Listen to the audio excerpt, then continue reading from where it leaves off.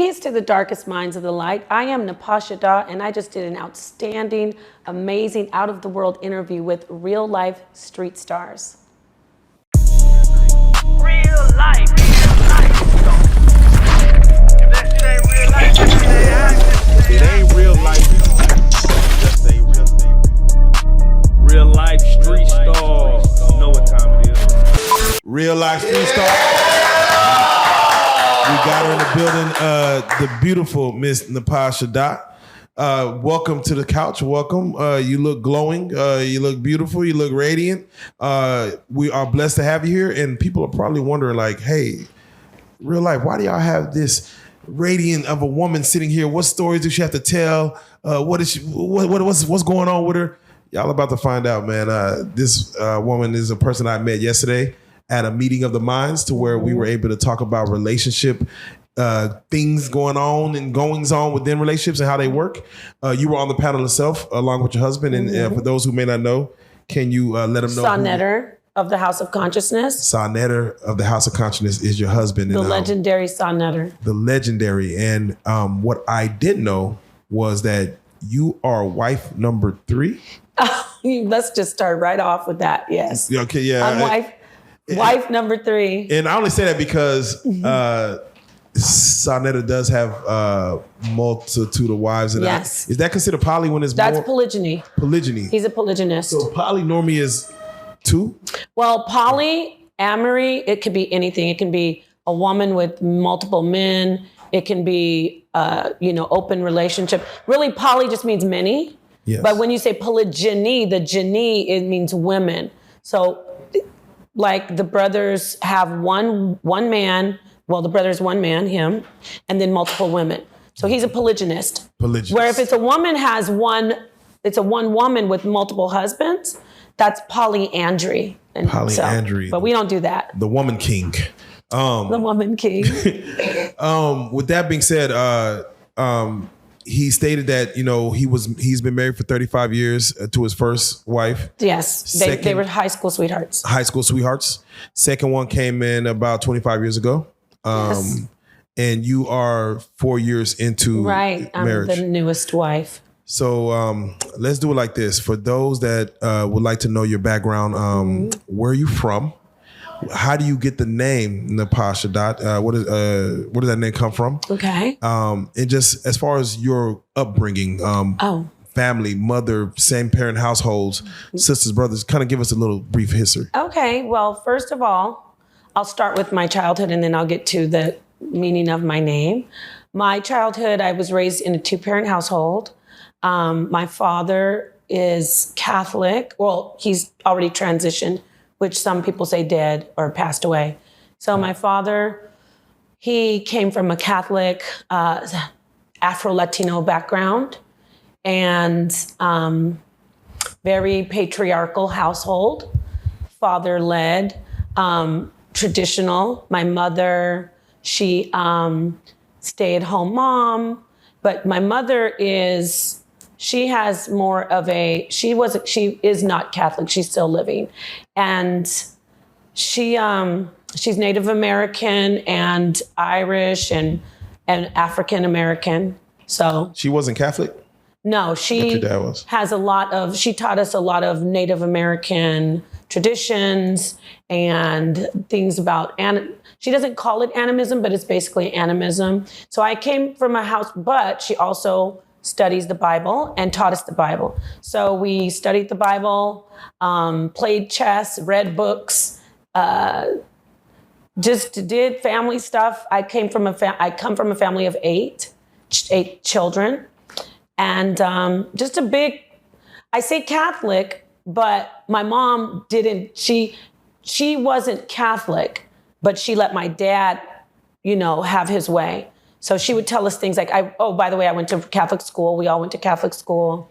And so we had to pray to marry at school and things like that. And my mom would say, just just move your mouth. Because I'd be like, what? We're saying these prayers. And count the rosaries. She said, so you're familiar? Yes. Yeah, so we would move our mouths and I don't know, just be like, But then one time we got in trouble because they were like, the nuns were like, you're not praying. Yeah. So my mom really, it wasn't a struggle, but it was a balance because she also taught me about reading the esoteric. So that's what I really teach, by the way, the esoteric of the Bible. Yes. Different spiritualities. And that goes into, by the way, very strict household with my dad. You know, very strict with us as girls. You know, don't have sex before marriage. Don't you have to sit a certain way. Don't go interrupt men when they're talking. Girls clean the kitchen after the meal. What else? Were you able to watch R-rated movies?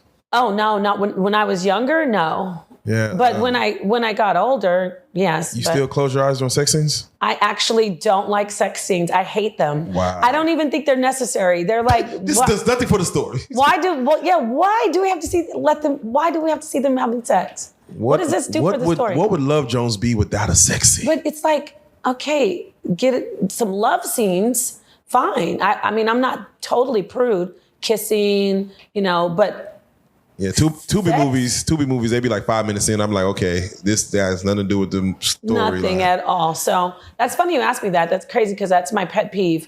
I can't stand sex scenes in movies. It's like you tapped into something, but I digress. So, and you know, some people, I come off as prudish, but I'm not really prude. I'm just, well-versed?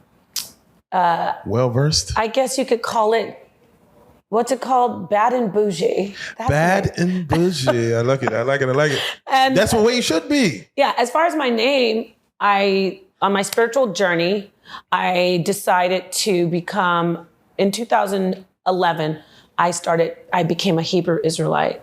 And so the name is a Hebrew Israelite, like it's called the Lashon Kodash.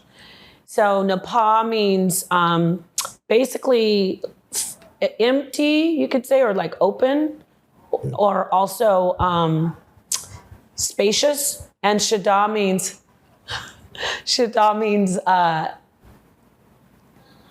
demon, or demon-like, or terrible. Oh, wow. Or open, it can mean field too. But spacious demon? yes, like Open everywhere. terribly? Like the name of God in the Bible is El Shaddai. It's similar to Shadah. So even God is called Shaddai. So God is called a terrible, like demon-like power.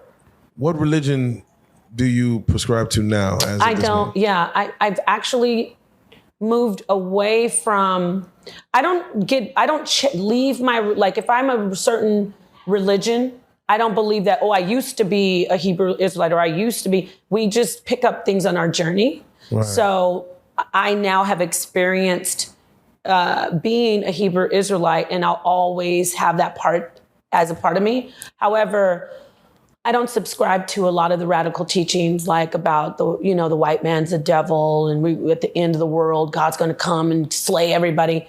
I don't subscribe to that. However, I do have a very strong respect for people's beliefs, aside from the destruction part. Yeah. So Islam, all the Abrahamic religions, they actually are the ones who are very radical and banging people over the head, like, you have to believe this or God's going to kill you.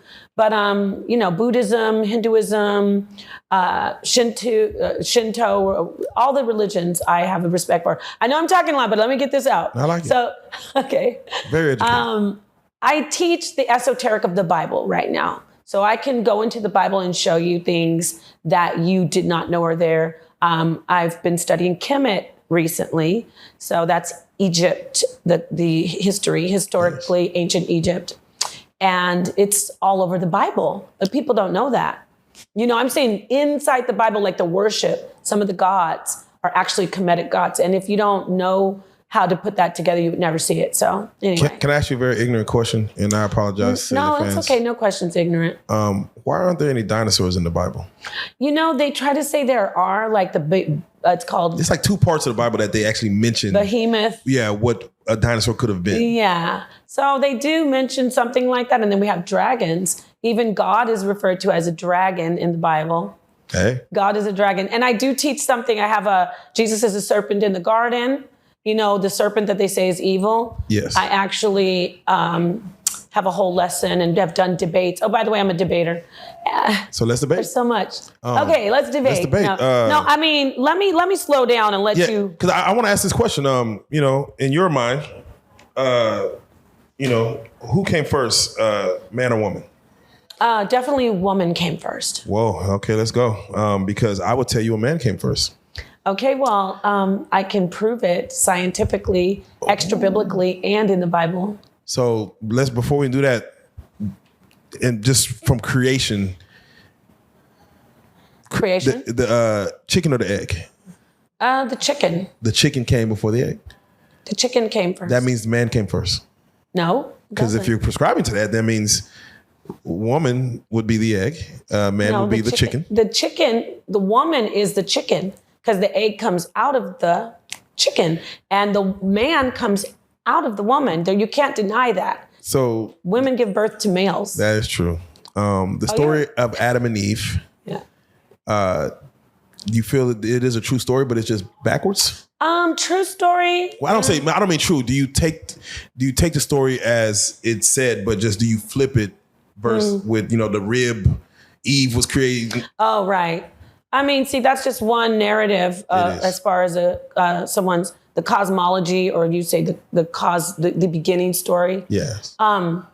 It's very similar to other stories, like stories in Kemet, the stories in the Babylonian stories.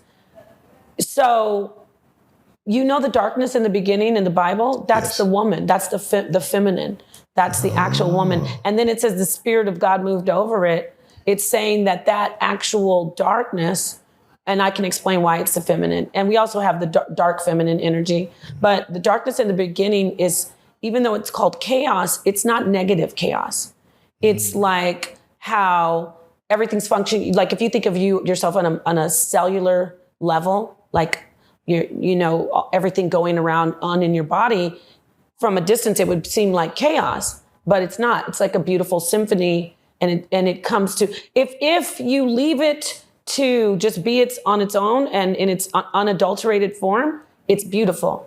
When you start messing with it, though, it becomes toxic and, you know, cancerous. So did I lose you? No, you didn't lose me. But it brings another question because, you know, with even the chaos, and I've seen the chaos theory, which, you know, I kind of see how that works.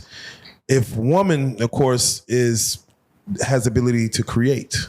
Right. Technically, man is kind of drunken with destruction.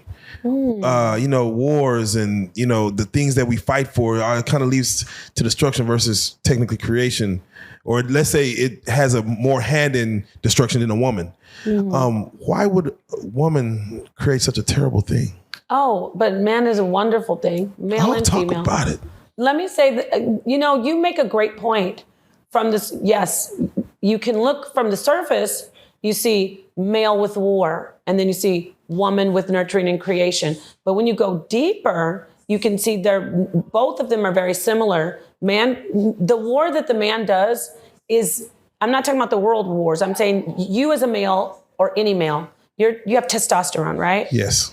And that's just, that hormone is made for protection, for being aggressive and, you know, making your way, setting your boundaries and say, this is mine, you know, conquering. So in that sense, when you say war, it is not a bad thing. You know what I mean? Like, we don't want everybody being soft and sweet and nurturing all the time. We need conquerors who conquer correctly. Yes. Because those who lead well should conquer those who don't lead well.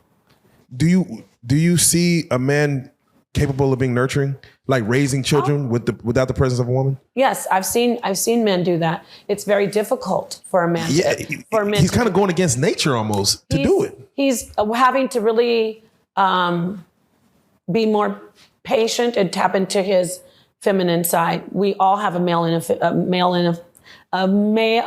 and a feminine side. So it's very difficult. But if he has to do it, he can do it, but he'll eventually get a woman to come in and like a stepmom. Do you believe mom, grandma?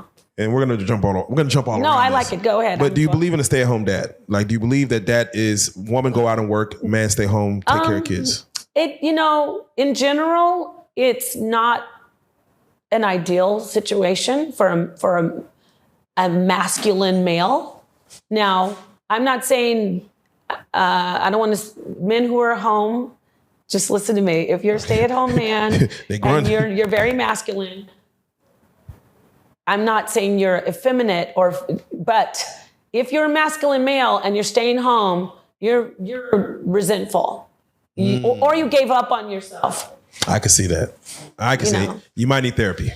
You might need to get balanced and just you might need to get balanced. work from home. So that's what I'm saying. If he's staying home and working, that's different. So let's do it like this. We were at an event last night to where we were talking about meeting of the minds, and had a bunch of different people that had different backgrounds and relationships. And I want to get your thoughts on some of those. Sanetta was there. Of course, he represented, he was actually hosting and moderating. Of course, he has his long-term relationships, 3 wives, living polyamorous. Polygyny. He's a polygynist. And we want to make sure we clear that up. Polygyny is the man with multiple women. Yes. Polyandry is one woman with multiple men. Yes. We also had... Polyandry. Explain it again. I'm sorry. So a woman who has multiple men, it's called polyandry. Polyandry. Yes. One woman has multiple men. Yeah, one woman has multiple husbands. And when one man has multiple women. The woman Polygyny. king. Yes. Yes. We had Sydney Starr there representing the trans community, as far as, her thoughts, in regards to relationships. We had Amber Ali there, who's actually here now. I guess she was representing the City Girls. She's representing the City Girl mentality. So one up for them. We also had Taurus there with BDM. Oh, yes. And we had, of course, Kevin Wesley, and just a normal heterosexual poly relationship. Right. And we had yourself on the panel. Right. And I'm heterosexual. And you're heterosexual as well. You do not girl on girl. You're not girl on girl, which is upsetting. It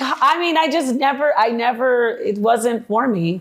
I used to model and be around the world, and I met all kinds of women, and but I absolutely love women. Yeah, do you feel women are beautiful? Oh, they're so beautiful. Women are beautiful. The womb, if you want, I don't know if I could say the V word. The pussy? Would you get the vagina? No. The vagina, I'm sorry, yes. No, I wouldn't, but I respect women who want to do that. She don't like women at all. She can't even No, get that's because a lot of women who don't like women, they can get hit from women. But they do like women. They're fooling themselves. Don't listen to that. They like women because you have to be able to be sexually attracted to someone if they're doing that. They just say, oh, I just like it. I think they just close their eyes and think of Roger. And they think of someone else. They think of a man they want. They think of another woman they want. They fantasize. They close their eyes. I've had to do it myself. Oh. I've had to close my eyes and imagine that was somebody else down there, and it helped me come. Hell yeah. Oh, wow. The woman speaks and you got to tell her, shut up, just stop talking. You have a good imagination. It's time for you to go, baby. It's time for you to go. Wow. Goddamn. Yeah, so some people aren't living in their truth. So if you are a woman and you are doing any type of sexual act with a woman, then just say, okay. And it's easier for women to admit it, but it's harder for men to say, I'm bisexual or I like men too. That's where we have a lot of men. Yeah, it gets kind of wild.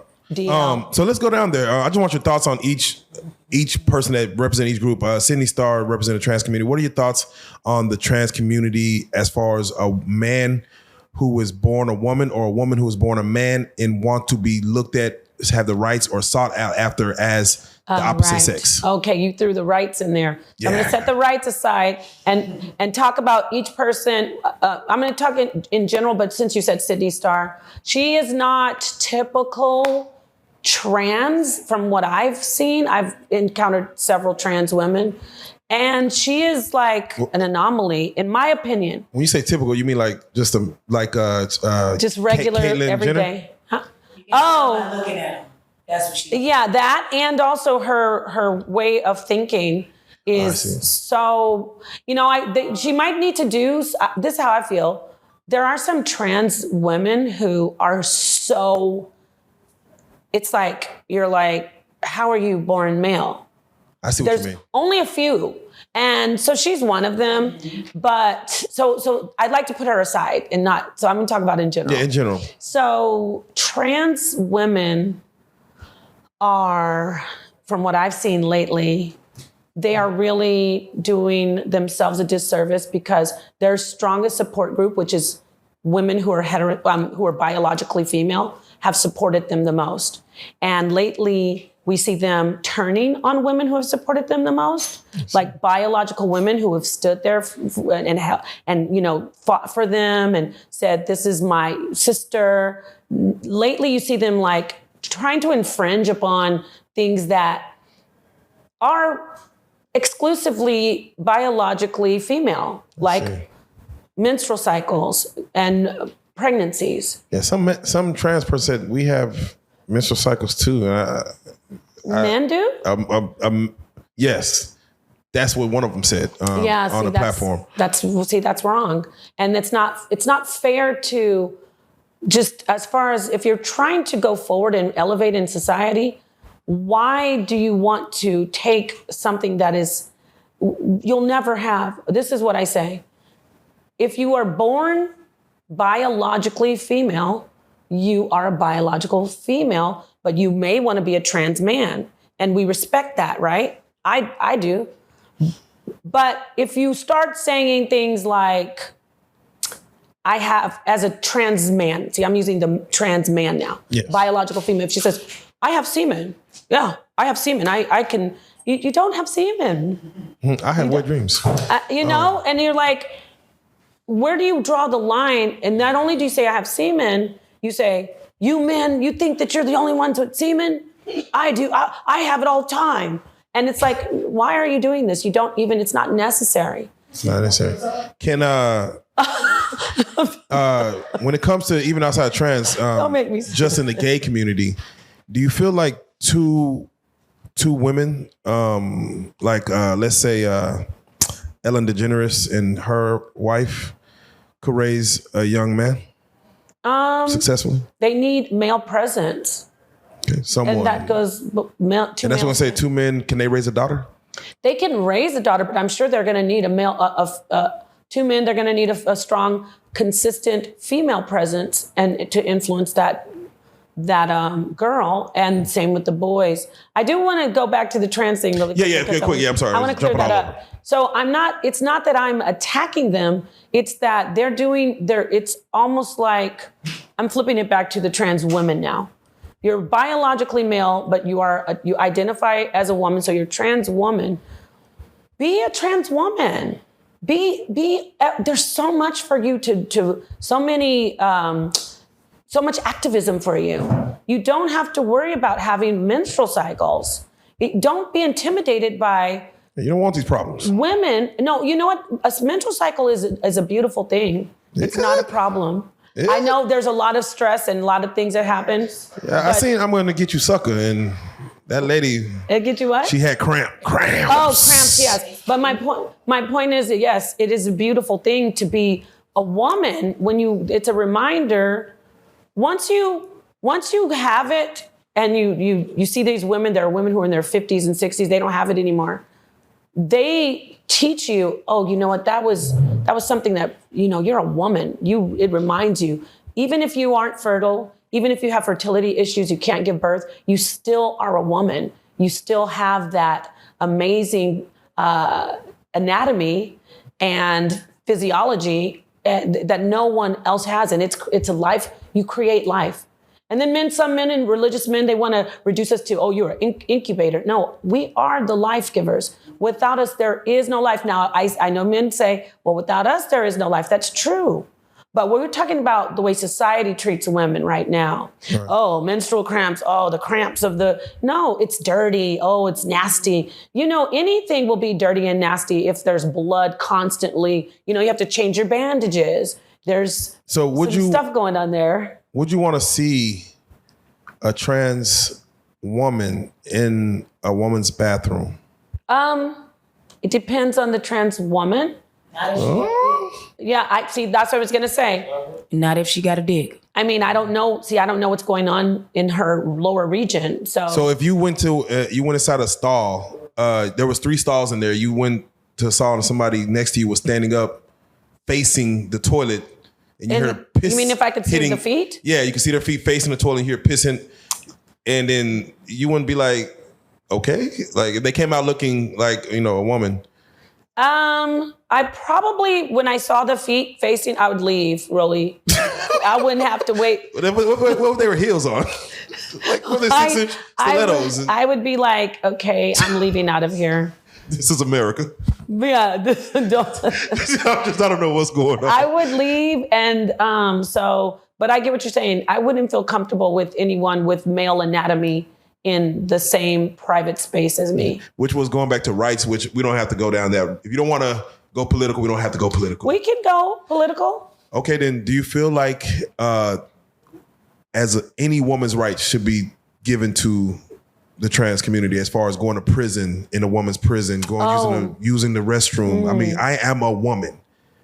I think it causes issues when they have the member and it's active. You understand? When they have the male member, especially if it's active, because like the sister Amber said, they're gonna use it in a prison. Even if they don't want to use it, they're gonna end up using it, and it's gonna be used on women, and then women are gonna get pregnant in jail. And now we got babies born in jail. Now we got babies conceived in jail. Conceived in jail, yeah, not even born. God damn.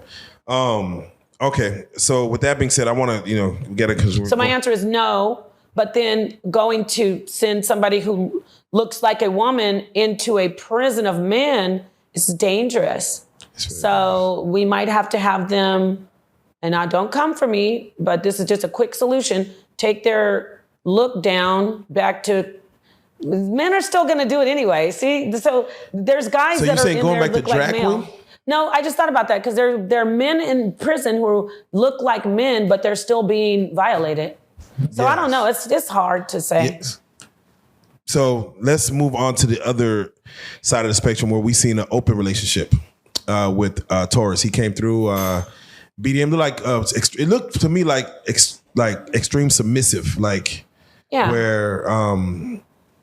he is the dominant and his woman is the submissive, and it's to that extreme level of caveman.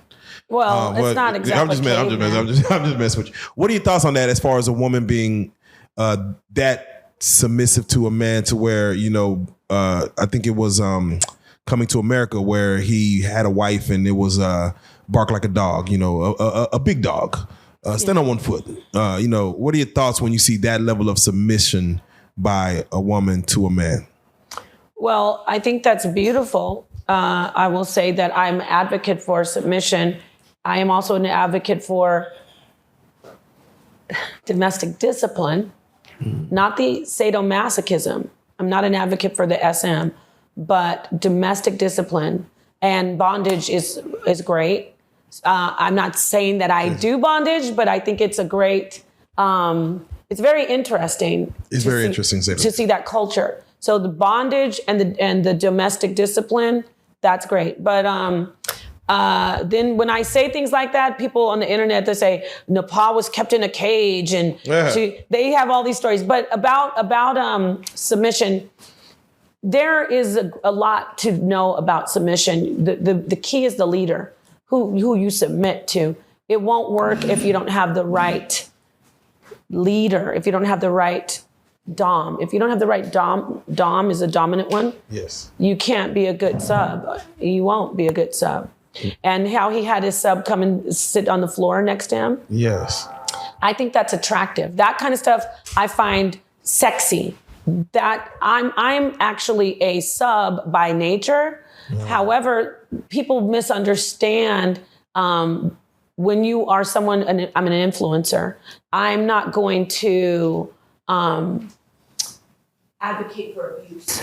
Yeah. I can't tell a woman, submit to a man who abuses you. So it's not abuse sitting at his feet. It's sexy. But then if he treats you in a demeaning way in front of people, that becomes sadomasochism, and it's toxic. Oh. So it's very complex. So if he spits in her mouth and she likes it, in private, that's not the same. Kids are around. That's a thing that they're doing between each other because, there's all kinds of things going on in the bedroom that we wouldn't typically see in society as, wow, why are you down there on your knees doing so-and-so? You're degraded. In the bedroom, it's different. So we're talking about very complex things. Very complex things. So in public, sitting at a man's feet is appropriate if he's how he treated her last night. She sat at his feet and he didn't, tell her, get over here. Why aren't you doing it right? He didn't pat her on the head. Yeah. He didn't pat her on her head. Yes. He was very respectful. And that is sexy dominance and submission. So what about the role reversal of that? A woman and a male being super submissive and a woman. Yeah. I don't find it sexy, but people do. Me personally, I find it to be just, I get a little sad for the man. Oh man, just save him. No, like for himself, like what happened? And I'm sorry if you are a man out there listening, getting offended, you need to examine yourself too. And if you like doing it in the bedroom in private, great. Yes. Do you? But in public, if you let a woman walk, you've seen brothers and men, all men of all races, getting walked on a leash by women. What happened to you? Even a woman shouldn't even do that. That's where it gets toxic. Did you create any fetishes? And even, I don't want to get all into your relationship, but did you create any new fetishes as far as going into your current marriage?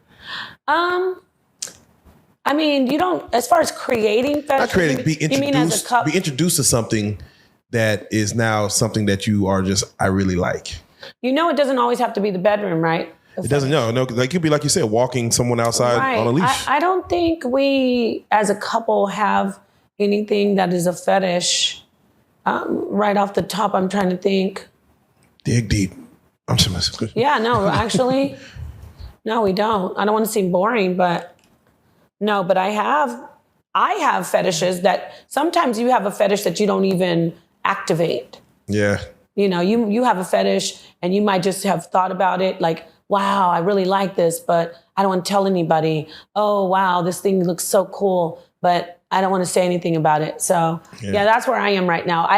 I'll share this, even though there's a lot of people out there who are going to take it and, lie on me. They call me a whore, a witch, a baby eater, pedophile. What else do they say I do? Pretty much all of it. But I'm going to say this for those who are mature and not trolling. Me, I have a fetish that I've never activated, and I know myself. It's just between me and me. So it's always I'm probably gonna have it forever and never meet anyone that I can actually activate my fetish. So everybody has a fetish, though. Well, are you gonna say what the fetish is? No. What? Not on camera. If I was to guess, it has to probably do with Cheerios, huh? Oh no! It's a traditional one. Oh, okay. It's one that people go, oh, that's boring. But for me, I have a fascination. I've never been, and I know this is real life street stars, but they're gonna find it and they're gonna use it over and over. I have a fascination with like scolds, bridles, and like gags, and just they're like, I find them to be so beautiful. It's like a sexual thing. They just are fascinating. I don't know, something from my childhood, pre-pubescent experiences are what form your fetishes, your sexual fetishes. Rectus. Do you know that? Dominus. No. I could understand that. From your church background, you could probably. Were you doing? Was that Omen? You were so Catholic. You might have went left a little bit. So let's talk about your current situation, because a lot of people who are just living a traditional monogamous marriage relationship probably understand how you are doing what you're doing and okay with what you're doing. how does the dynamics of your relationship work without going crazy in the details? How does it work, even with what you came into and what you're taking on now? Well, everybody's different. Everybody's relationship is different. Even people who are monogamous have different ways they function in relationships. You know what I'm saying? Like some people are, so the question you're asking is how I function. How you function in your relationship with three three older us. women, right? Three. You're the youngest? I'm the youngest one. Yes. There are two women who are older than me, but that's, just. AJ number to number. Well, yeah, and that's just by coincidence, I guess you can say, or it's not something he planned. But so we don't live together. I don't recommend. I am also an advocate for polygyny. I counsel families on polygyny and women. So I don't recommend that you live together. I mean, I know Kevin said he does, Kevin Wesley. Yeah, he has. It depends on how you work your relationship. But we don't live together. And he spends time with each one of us separately. Now, I do recommend that you get together as a group. You don't have to live together, but you need to spend time together as a whole, like all. And there's no jealousy in your heart? There's jealousy in everything. Yeah. Thank you for saying that. Thank you for saying that. People are always going to get jealous. Yeah. But the great thing about polygyny is the jealousy is addressed. If you have, again, it goes back. See, this is what I talk about. Males have so much. The leadership is the key. Yes. If he cannot handle situations of jealousy, and if he cannot stifle or avert situations of jealousy, like get away from it before it happens or prevent, then he doesn't need to be, he needs to go to poly counseling. He doesn't There's poly need to counseling. be doing They have that. Yeah, they have. There's poly counseling. There's marriage. It's marriage. Just Yes. with a specialist like me. Yeah, because I've seen a marriage counselor who wasn't married, and I'm like, how could you give? Well, yeah, it depends. Yeah, I guess it does depend. I guess it does depend. Those who can't teach, those who can't coach.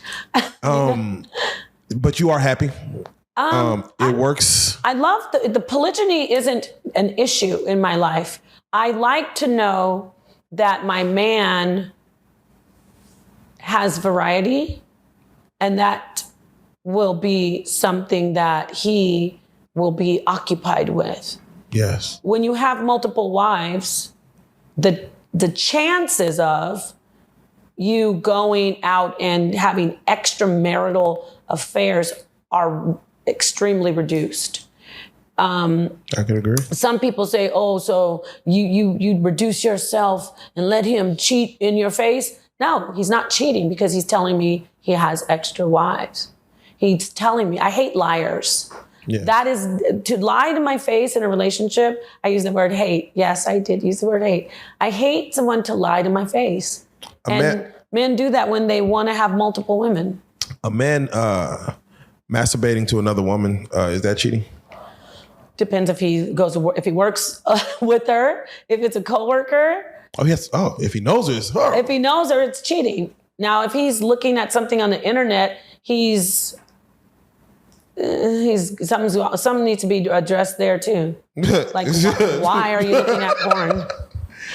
Unless you made the porn. I also say I'm against porn. Sorry, guys and gals out there. No video. Porn is it's really dysfunctional. It's like we've made it normal to watch other people have sex and be okay with that. If you want to watch porn, make your own porns and watch them. Ah, I see. You subscribe to, cameras coming out. You're okay with that? It's not a thing you talk about. I didn't say me. Yeah. I don't want to watch porn. Yeah. Oh, yeah. You don't. I'm saying if you want to watch porn, make your own porn. But do what you want to do. Watch porn. Reduce your vibration. You're just reducing. When you are looking at other people have sex, it's low vibrational. Unless you're part of that group. No, definitely. Yeah. He needs to look at porn. And guys, if you're watching porn, I know somebody told me all men watch porn. Okay, all men watch porn. Well, I'm sure they have their reasons. I think all men don't look away from porn. Like, we don't get disgusted by porn, like how you would be like, it's not my thing. You know, it's not even just because I know what happens with the porn industry. The people are abused. The women and men, they have the highest suicide rate of any occupation. Really? Yeah. From what cause? You think just from not knowing self, or just being... Just the abuse. They are held hostage a lot of times, meaning they're taken and secluded in homes and left there just to be filming. There's a lot of exploitation, a lot of sex trafficking. There was a documentary. This one man was talking about, I forgot what they call them. They have in between shoots. Yeah. Fluffer. Oh, 14 millimeter? That was Nicolas Cage. That was a great movie. Okay. No, I'm just saying. They had fluffer. Tell them what that is. Yeah. Fluffer is a person that like sucks the guy's penis to get it, keep it going. What the fuck? This is and it real? can be a male sometimes. Yeah, so sometimes the pornos got male fluffers. It'll be a girl. Mm-hmm. That is some wild And shit. so they subject every day. heterosexual men to that. Yeah, so Wow. you'd be a straight guy, but then the fluffer is a gay male. Whoa. Okay. Yeah. That's a wild business, a wild industry. Yeah. Okay. All right. So we're talking about fluffers. Yeah. Right. Let's get back to fluff. You didn't know that, see? I didn't. There's a very ugly side to porn. They have a lot of infections. Yeah. A lot of course, as you think that the HIV is safe. No, they have a high rate of HIV, herpes, You name and a lot of mental. Come on, just doing that all the time. You can't. It's not a good life. Yeah. You're destroying yourself. I always think of like the money, and I'm like, They don't get paid a lot. They don't get paid a lot. You can find other jobs. There's a few, like in the modeling industry. I said I used to model. I was just I wasn't like a super model. So there are only a small percentage of supermodels who get great contracts with like designers who, yeah. What kind of modeling did you do? I did runway. I lived in Europe. And then at the end, when I got older, I started just doing exclusively commercial. Definitely. Did you model for any major brands or any major artists? You mean, did I do music videos? Did you do music videos? Were you a video vixen? At the end, I was, but it was back when it wasn't, it's different Before now. Karine Steffens or after? Right around Mariah Mills? Right around post, I left a lot of videos. Let me tell you, I have high standards for myself because with my parents, especially my dad would watch all the stuff that I'd be in and show his friends. So a lot of times I had to leave the set, but I still got paid. Right. He'd be like, let's put the camera right here. Yeah. Squat down a little bit. Yeah. And I'm like, no. So, yeah. So you weren't in that tip drill video at all, right? No, what? Nelly. Yeah, just making sure. What video? Tip drill with Nelly, with the credit card down the crack of the.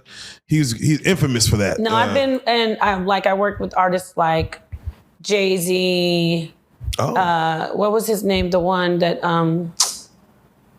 Q-Tip, but no, that's not the name I'm talking about. I can't remember I know you said you... Guru. Yeah, Guru. And Angie Stone. You moved around with Wu-Tang Clan as well. Oh, I went on tour. I'm a singer. And that's outside of modeling, sorry. I went on tour with Killer Priest and the Wu-Tang.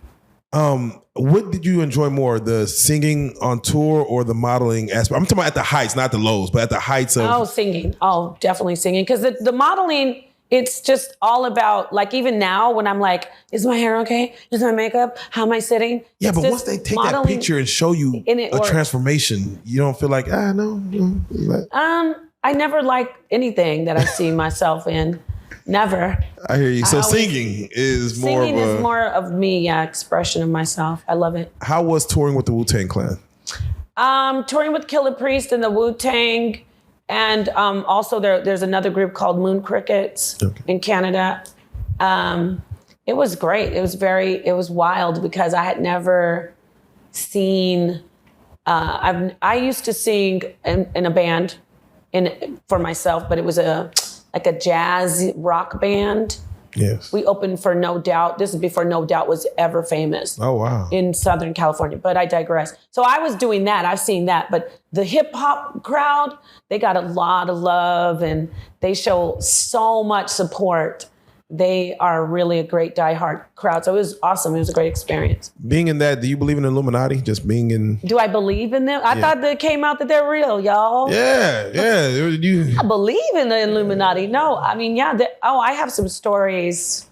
We maybe should have started out with the stories. When I was modeling in Europe, I went to a couple...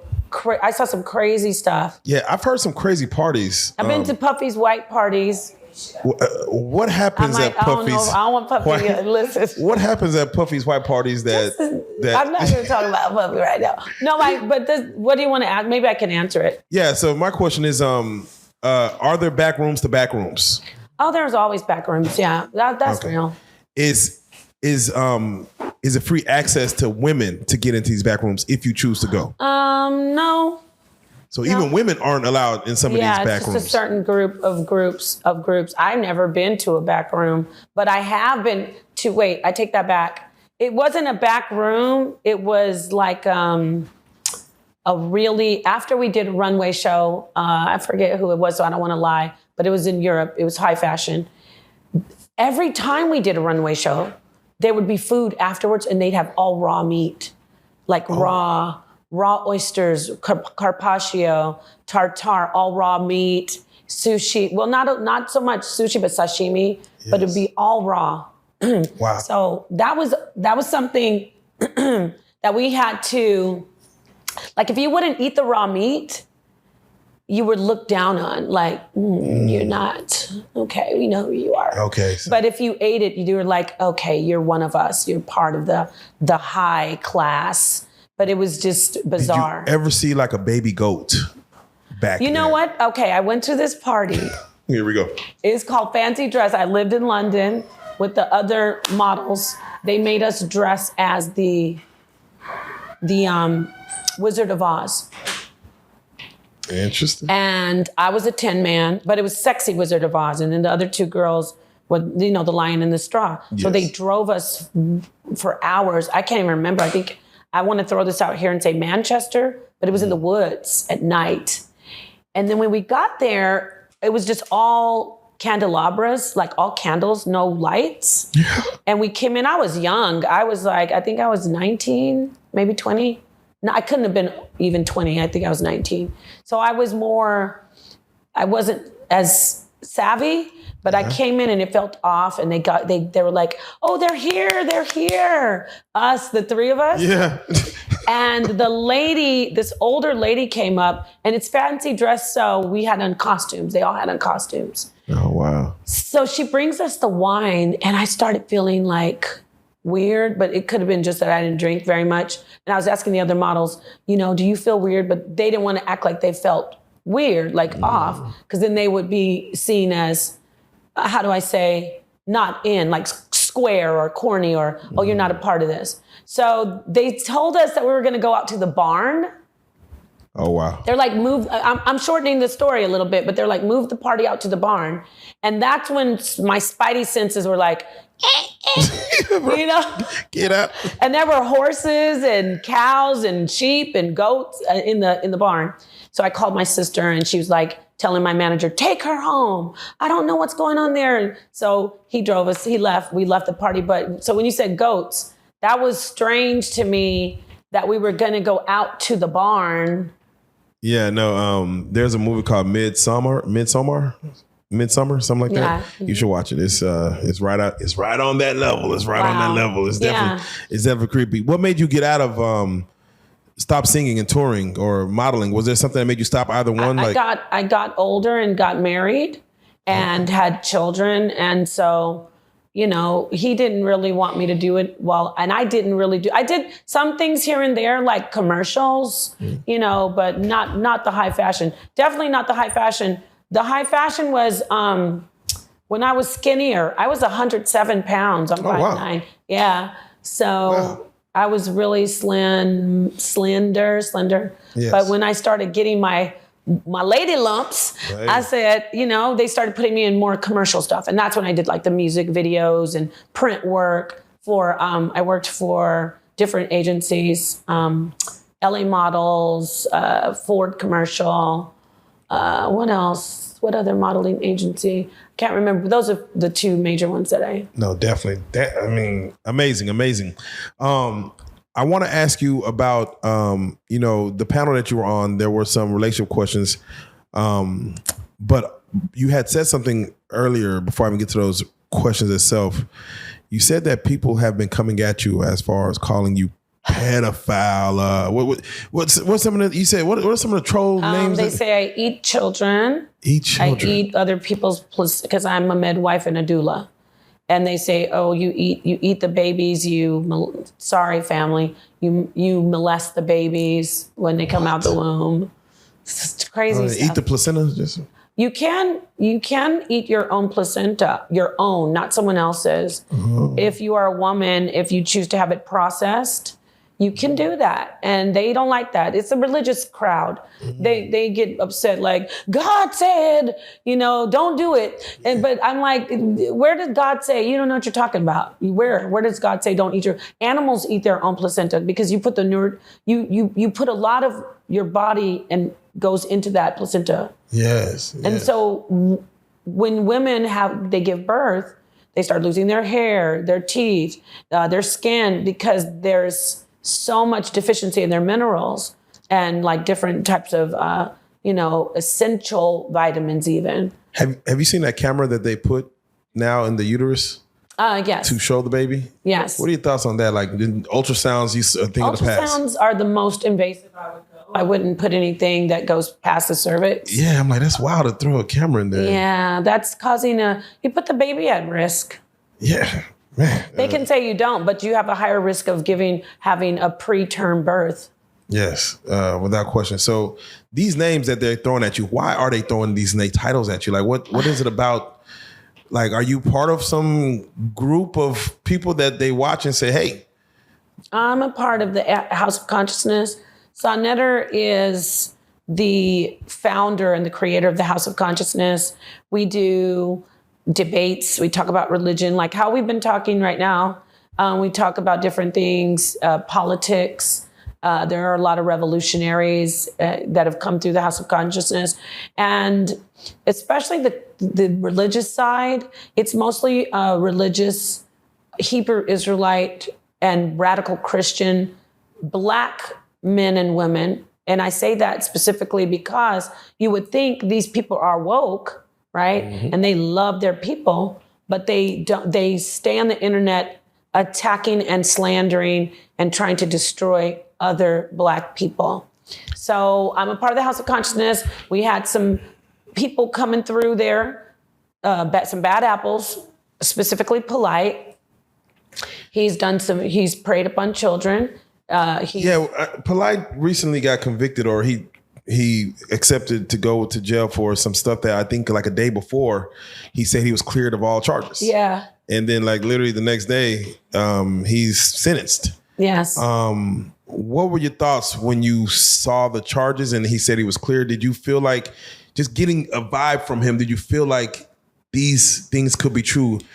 As a woman, when a woman claims rape, or if there's a thing of rape, I'm assuming you're going to always probably lean towards, no one's going to make this up, unless, of course, there's times, but I'm assuming you will lean towards the fight for the woman until you're innocent, until you've proven yourself innocent. What were your thoughts on Brother Polite as far as when the charges got brought up? Did you feel they were true? Oh, yes. I knew they were true right away because I had met the mother and the child. And I knew how she was, even on the surface, just me meeting her a handful of times. And so I didn't know about his past at the time when I first interviewed Polite, when I met him, because I did an interview with him. I didn't know about Renentet. It's a young woman who he was suspected of grooming from the mother, just like he tried to do with the other woman and her child. So I knew it was true right away. Did I Could I speak on it without any type of filter? No, because Polite is a predator. He's a high-level predator, and he will do anything and everything to keep his facade going. So when we didn't fully come out, I did say before he was convicted, okay, I know he did it, on some of my live streams that I did. Yeah. However, Sonetter and the HOK, he didn't stay on the internet saying, Polite is guilty, and I know this and that. And there are a lot of reasons. You're going to probably interview Sonetter, and he can tell you. But we didn't come out and just do 50 streams talking about Polite's guilt, even though we always knew he was guilty. We said we're not a part of him. Sonetter said, I want to see the outcome of the trial. And I'm going to, once I find out that he is officially convicted, then we're going to go in on him. The reason he said that is because Polite is always threatening people. I'm going to sue you. And people say, oh, you can't sue somebody for something like it. He would sue whether he's going to win or not. And anyone who has been sued before, that's a lot of energy and money and time that you have to invest in, just dealing with somebody accusing you of something. Which, so the short story of what I just said long is, yes, I knew he did it. And I'm glad that he's going to be, he has to serve 60. Basically, he was convicted and he was sentenced to 61 years. Yes. But he serves 7 in prison, yes, and then he does 10 outside of prison in probation. If he violates any of that, he'll do the whole 61, and that would be great if he could do that. There you go. So what are your thoughts on carbonation? Oh, I did an interview with Nate, the 2 interviews that, brought Nature Boy down or led him to be arrested. I was the one interviewed him and let him have it. You didn't see that interview? I'm going to go watch it. No, I did not see it. I'm going to go watch it. Yeah. So you were against Nature Boy's existence of what he was doing? Yes. I had never looked into him. And then Sonetter, everybody's come through Sonetter. He's the one who is the house of consciousness. So they try to blame him. No, it's like someone coming to real life street stars, right? Right.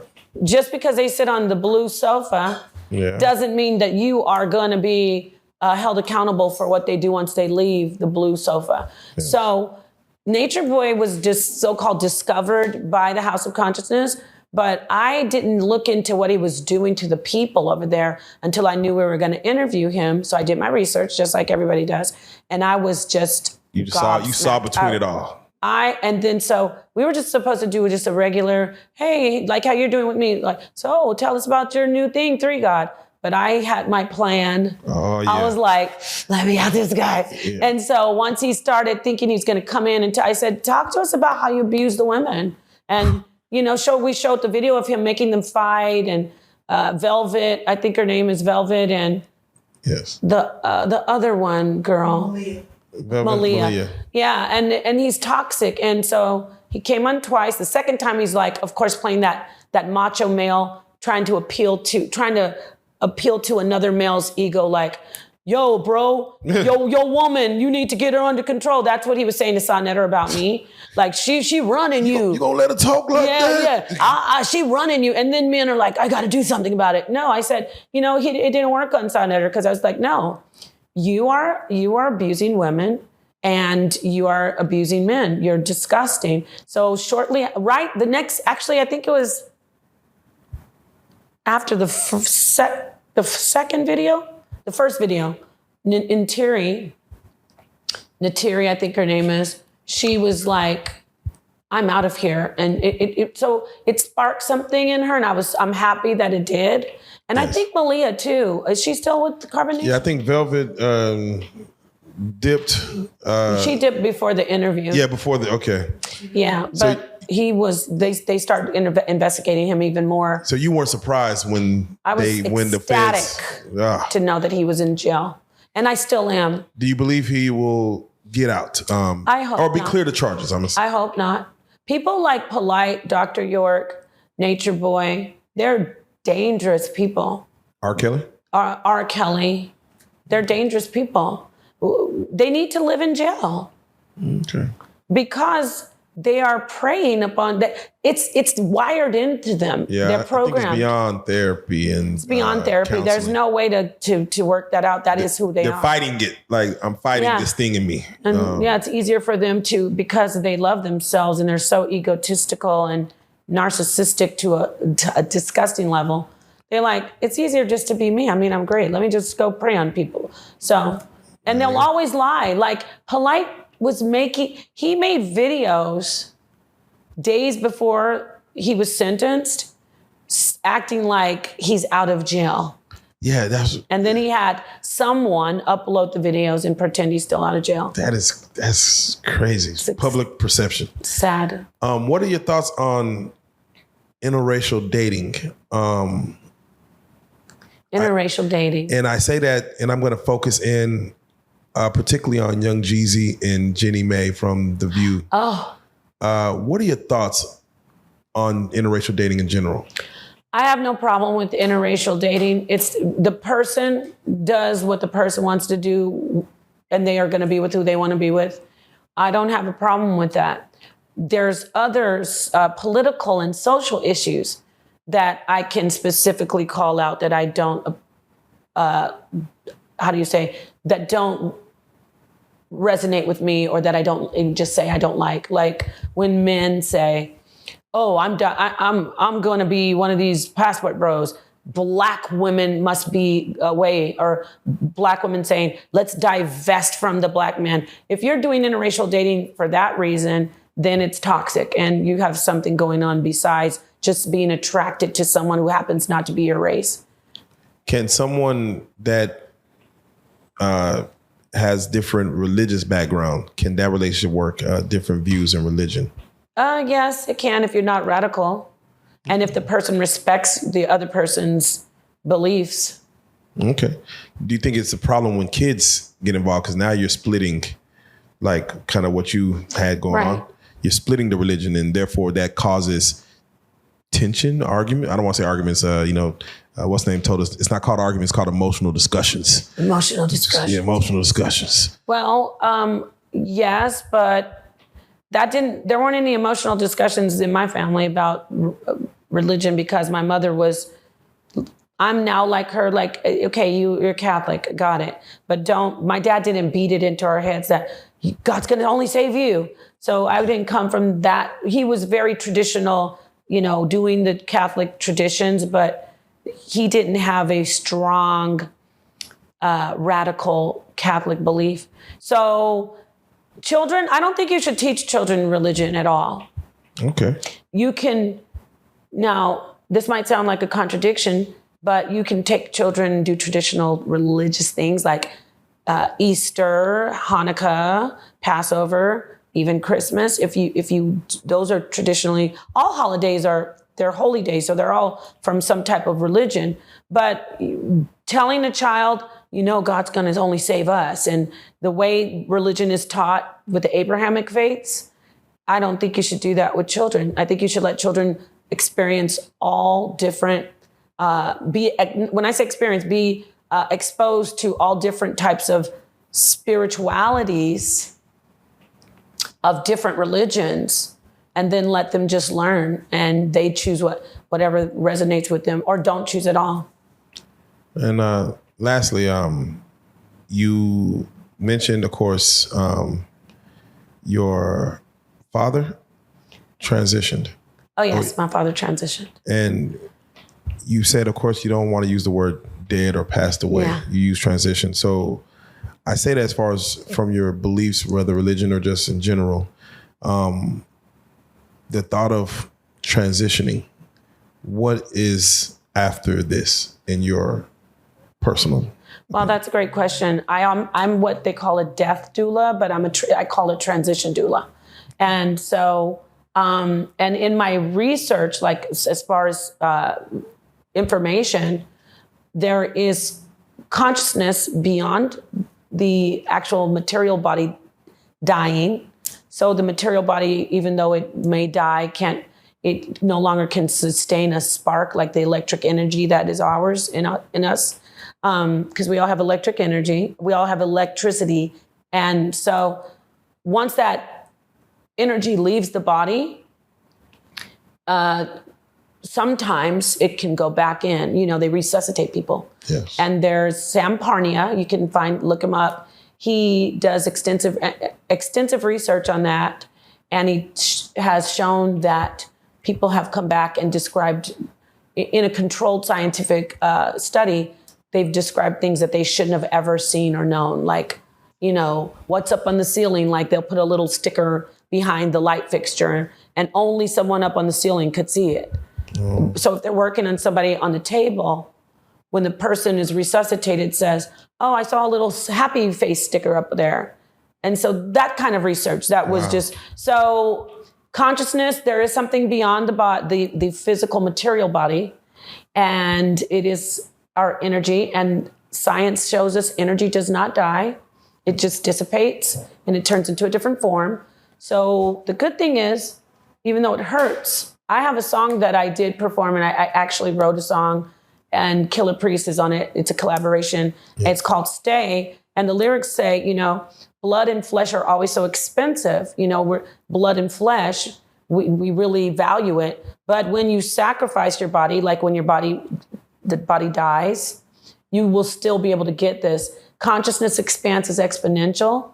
And then I go on to say, your body's gone. I'm just skipping through. Your body's gone. It hurts, but I accept it. So we're always going to have grief and pain when we lose someone.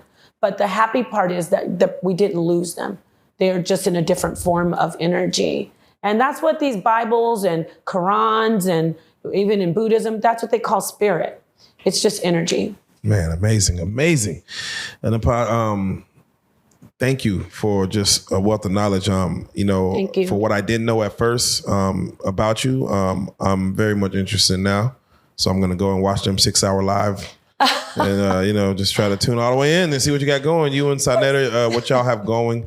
Do the other wives, are they influenced as well? Or do they get on the internet? No, they stay off the internet. I will say that I have a debate coming up soon. Okay. So I'm going to be debating the age of the earth with another person who says that the earth is 6,000 to 12,000 years old. What? Yeah. He also think the earth is flat? It's a woman. Do you feel the earth is flat? No, the earth is not flat. And you have to look at the microcosm so we can know the macrocosm. The microcosm shows us that creation is round. The seeds are round. The eggs are round. When you there's scientists that use sound studies, sound vibrations, you know, it's vibration, yes. Sound waves. When you put a droplet of water in the sound wave, it's a perfect sphere. So if I look at everything that's spherical and know that it is a part of this earth, a part of this creation, universe, yeah. So how can I see something that's spherical in the microcosm and then think the macrocosm is that flat? Moon is flat. I know, that's a flattened pancake. Yes. There ain't nothing on the other side. Random flatness in the world. So yeah, no, the debate of the how long that's a great debate. I don't know if he even plans to win that. It's a woman, and I can't wait to watch it. She's telling us that she's doing it for God. You know, she's defending the Bible. But that's the thing about the esoteric of the Bible. I can show that Bible talks about the earth being. Yeah, actually, there's no dinosaurs in the Bible. You know what? Funny. You know what? There is this. There's this great concept that I throw out there that there is no beginning and there is no end. We've just always cycled. Loop. Just so, infinite loop. Yeah. Infinite looping over that wonderful sphere. Like we made a big rubber band ball and we just keep expanding and expand. The expansion. Consciousness expanse is exponential. Consciousness expands. So there is no beginning. But 4.5 billion years is what science is putting out there. And I'm going to lean on science with this and drag her to the depths of the knowledge. I can't wait to watch it. When is that debate happening? It is October 1st. I can't wait to watch it. Spooky. Yes, it's going to be good. So for those that do want to follow you, do want to just, you know, check in with how you're doing, whether through your relationships, through your debates, or just in general consciousness of existence, how can they follow you? How can they see your telecast, or tell them everywhere to go to see you? Right. Thank you. I have a channel. It's Napah Shadah, Napah, and then Shadah, Shadah. And then I'm on the House of Consciousness, and that is, and Sonnetter Studios. That's a very popular platform. And I'm also I do interviews on the Cam Up podcast. So those are the 4 channels I'm on. And yeah, come on over, take a look at us and watch me. I like to say I'm over there busting piñatas because it's a mostly male dominated environment. So that's another thing we didn't talk about. The men, they don't like to debate women, especially if you know more about something than they do. Oh, yeah. They don't like it. But we don't live in that world where, you know, I'm not trying to be like saying men are, there's a war between, well, there is a war between men and women, but I think men deserve a lot of respect. However, when it comes to knowledge and information, there's no, it's just the information. We don't do male, female. Okay. There you go. Well, I definitely want to shout out Monica again. Yes. Genesis, for getting you out here on this panel, a meeting of the minds. Hopefully it's one of many that could come forward as far as getting influencers like yourself together to just have a discussion and for us to just soak it in. Are there any other shout outs you'd like to give? I want to shout out Genesis for sure. She's here right now. Genesis is an amazing woman. She's done a lot of work and done a lot of sacrifice for a lot of people. She's going to she gets her flowers now, but she's about to get a whole truckload of roses soon. And I want to shout out, of course, Sonnetter, House of Consciousness. I want to shout out Killer Priest and the Wu-Tang, my Darkest Minds of the Light. That's what I call my subscribers and my audience. Shout out to Darkest Minds of the Light. Shout out to my brother Trevor right now. I love you. He's doing some things right now in my family. And if I forgot you, I didn't forget you. I just didn't say your name. So peace and love. There you go. Thank you so much, Napah. Again, hopefully this won't be the last time we see you on this couch. Don't get too lit to forget. Yeah, there you go. It is actually soft. There you go. I didn't know it was this soft. It's really soft. Hey, we got a little bit. Sleep on this. We got a little bit of taste. Okay. But thank you so much again. It's been a wealth of knowledge, and we got to say it, man. It's the best part. Napah, you are a real life street star, man. We salute it.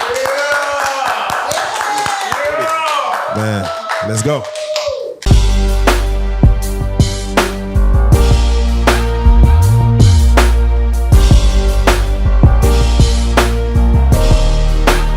Shout out Reallyfe street stars, nigga. Move it. Hey.